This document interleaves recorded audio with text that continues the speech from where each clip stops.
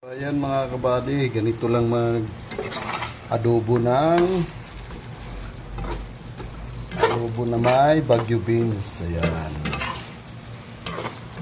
Diba? Masarap na. Ganyan lang, mekos-mekos. Ayan. Gusto ko dito sa Baguio beans medyo half cook. Ayan, gusto ko dyan. Ayan, tuyo-tuyo na. 1 minute, 2 minutes, luto na to.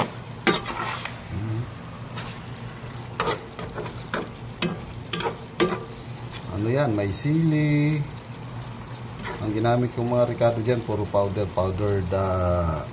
garlic, powdered ginger, powdered paminta. So yan, yan yung resulta niya, diba? Sarap po. So ganyan lang mag mekos-mekos ng adobong may sitaw. So laging may gulay.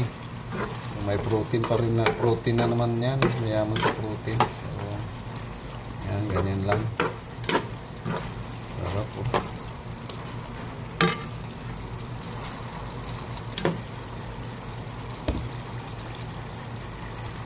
So, ganyan lang. Yan, lakasan na natin. Para medyo tuyo siya. Masarap yung medyo tuyo. Yan.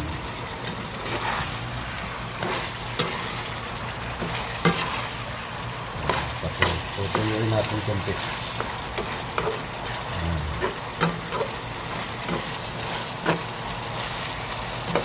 Para lalong masarap.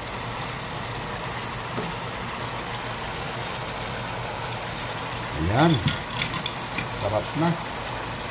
Yan o. Wow.